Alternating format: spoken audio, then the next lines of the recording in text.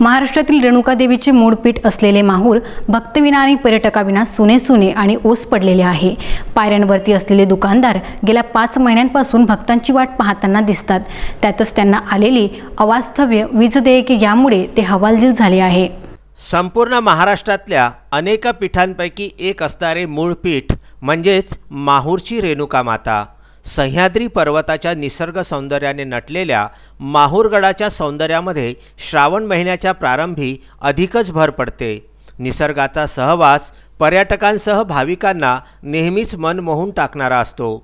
माहूरगड हे तीर्थक्षेत्रासोबतच एक पर्यटन स्थळ असल्याने सुद्धा राज्यासह परराज्यातून अनेक भाविक हजारोच्या संख्येने गडावरच्या दर्शनासाठी पर्यटनाचा आनंद द्विगुणित करण्यास येत असतात। परंतु संपूर्ण देशभरामध्ये 22 मार्चपासून टाळेबंदी लागू झाल्याने सह्याद्री पर्वताचे सौंदर्य भाविकांविना सुने सुने झालेले दिसते, तर पर्यटकांच्या आनंदावर विरजण पडलेली दिसते। अनेक शक्तिपीठांपैकी एक मूळ शक्तिपीठ असलेल्या रेणुका मातेच्या दर्शनासाठी भाविकांची वर्दळ नसल्याने गत 4 महिन्यांपासून दुकाने बंद असल्याने येथील व्यापारी देवस्थानच्या पायथ्याशी बसलेले महाप्रसादाचे व इतर काही दुकानदारांवरती सुद्धा उपासमारीची वेळ आलेली आहे। आणि त्यातच महावितरण कंपनीने देवस्थानांवरील दुकानदारांना भरपूर प्रमाणामध्ये वीज देयके दिल्याने या दुकानदारांचा रोष वीज वितरण कंपनीवरती आलेला आहे। एकीकडे संपूर्ण दुकाने ही पूर्णपणे बंद असताना वीज वितरण कंपनीने दिलेली देयके ही कितपत योग्य आहे असा खडा सवाल अनेक स्थानिक दुकानदार प्रशासनाकडे करताना दिसत आहेत। तेव्हापासून मंदिराचा पूर्ण क्लिअर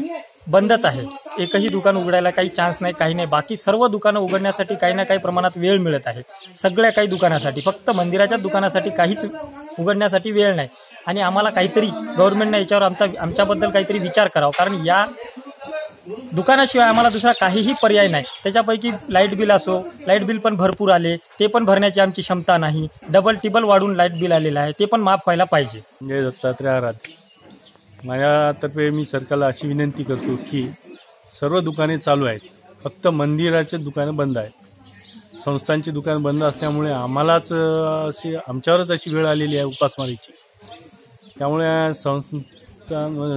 गव्हर्नमेंटला अशी विनंती आहे की बाबा त्यांनी काहीतरी आमच्यासाठी पर्याय नियुक्त करावा, त्याच्याशिवाय आम्हाला काही मार्ग नाही आहे।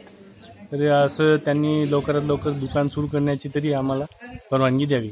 वेळ ठरवून दिली तरी चालेल, आम्हाला 9 ते 5 होणार, कोणत्या वेळेस तर दिली तरी आम्ही त्यात तयार आहे, पण आम्हाला लवकरात लवकर दुकान खोलण्याची परवानगी द्यावी एवढीच विनंती। विदर्भ न्यूज करिता माहूर येथून फिरोज पठाण, संजय घोगरे व अनवर खिच्ची यांचा हा वृत्तांत।